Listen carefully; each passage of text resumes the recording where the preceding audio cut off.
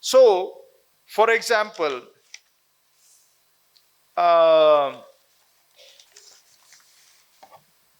in the year 1970, 17 and 18 budget, the center reduced tax rate of incomes up to 5 lakh rupees from 10% to 5%.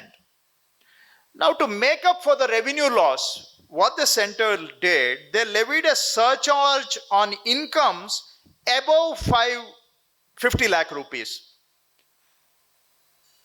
Above 50 lakh rupees, they didn't increase the tax rate on them, but they levied a surcharge. So the lost revenue by reducing the income tax exempting by the reduction passed on, now that burden is passed on to the states, but the states do not get anything from the surcharge that is levied on higher income groups. So that money stays with the central government completely. At the same time, in the next year's budget, 18-19, this was even more brazen. In the 18-19 budget, they converted rupees 9 of excise duty on petrol and diesel into a cess on petrol and diesel. So the rate of taxation is the same, but that 9 rupee moves from an excise duty to a cess on petrol. Earlier, the states were getting 41% of that 9 rupee. Subsequently, the states were getting 0 of that 9 rupee. So through this mechanism, the cess and surcharge collection of central government, which was about 2,18,000 crores in the year 17-18, went up to, have gone up to 5,52,000 crores in this current year. So the cess and surcharge, which used to form about 8-9% of the union government's revenue, went up to 20, 21, and in rare case 22%, which doesn't get shared with the states. Every paisa remains with the center, and the states lose out and center gains at the loss of the states. So this has gone on. The second aspect of the same is that if you take the fuel, petrol, diesel, and other fuels, more or less in Karnataka, if you see from 2014 onwards, there is no major variation in state taxes on petrol and diesel. In the 2017, we withdrew a 5 rupee entry tax that was there on petrol and diesel. So petrol and diesel prices came down by 5 rupees in Karnataka. In the subsequent years, I think there was only one instance where by a nominal amount it was increased. In the meantime, the center has varied its rates, tax rates on petrol and diesel, I think about 15 times in the same period. So what happens is center has privileged access to information that we states don't have. For example, at what rate are the oil companies purchasing crude oil? When is the crude oil price going down? This is information that is not available to states, whereas center knows this well in advance. So what the center does is, as the petrol prices or the crude oil prices were going down, parallelly they were increasing the taxes on petrol and diesel, and finally they converted the taxes into cess and surcharge, leaving no room for the states to take advantage of the declining fossil prices. So the states never had an opportunity, never had the chance to increase their revenues when the crude oil prices were going down, because that whole space that was freed up by the declining prices was completely absorbed by the union government because of the privileged information they had. So the states' hands are tied, and majority of the states, their revenues from petrol and diesel are more or less not static but the static in real terms, barring the growth that happens in consumption. We are not able to substantially increase our revenues from that basket. So this is another way that the state center has tried to take advantage of its position. Um, GST, I and Mr. Drabu were both members of the first GST council, so we are all part of the GST. But for a state like Karnataka, what has happened is our pre-GST growth in revenues in the earlier regime of sales tax and VAT, Karnataka always had a growth rate of 14, 15, 16%, some years 13%. So subsequent to introduction of GST, Karnataka's growth is less than 12%. As a result, with the introduction of GST, not only have we lost our ability to mobilize additional resources by increasing the rate of taxation, but somehow the way GST is structured is not even allowing our GST revenues to grow at the rates at which we consistently grew prior to introduction of GST. In fact, the National Institute of Public Finance and Policy has done a study on state finances after introduction of GST, and which was, I believe, released last year sometime. And they find that some of the states like Karnataka have their revenues as a percentage of the state GDP have actually declined post introduction of GST. So again, our hands are tied, and I'm sure the speakers earlier have listed out how much Karnataka is losing on account of not having adequate growth rate in GST. The other way that Karnataka has lost out is a more direct way.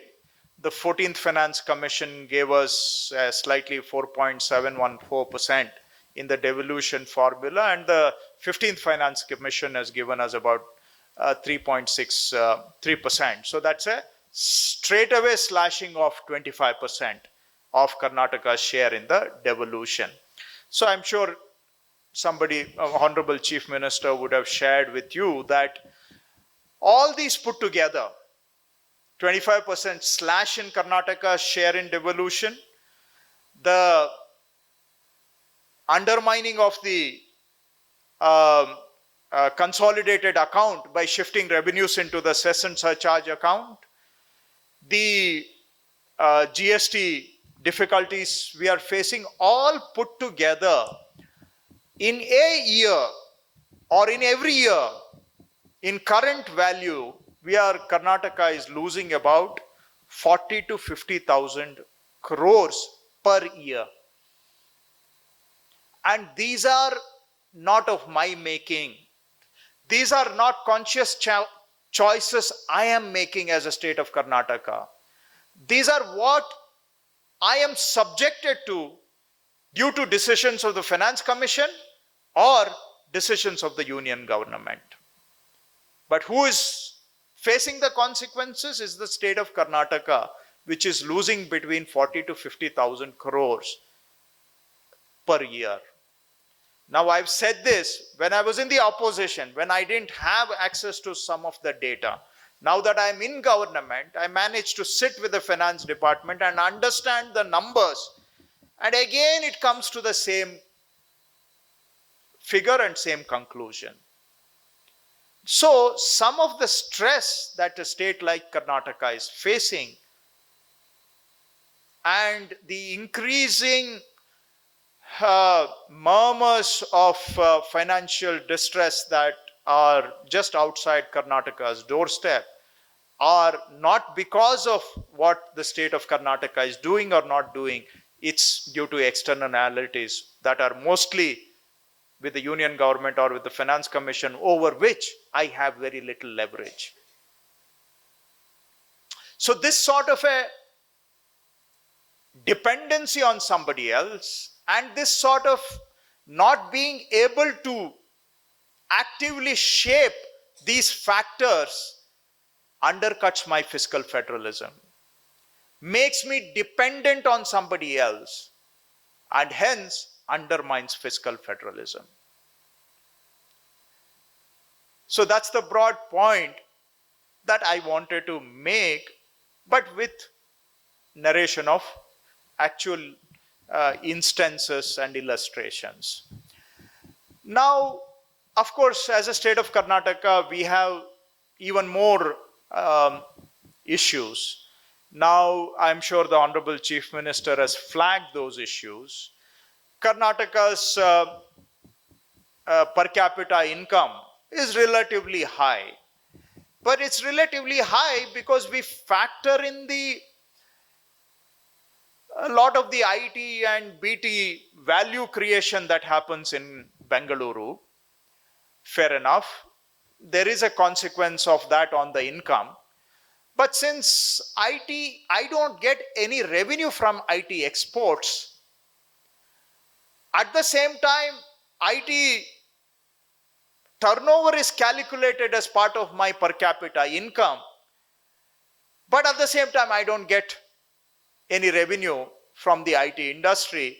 So it puts me at a certain disadvantage. Don't mistake me. I am all for IT. I am for, making Karnataka an even bigger powerhouse of IT, BT, tech, startup, what have you.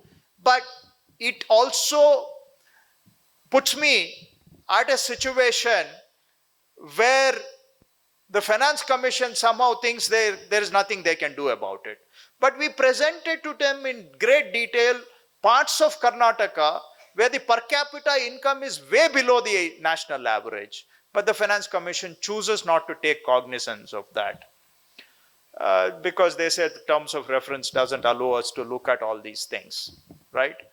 Now, on another issue, Karnataka has been one of the most fiscally prudent states in the last 20 years since FRBM came to be the norm in our country.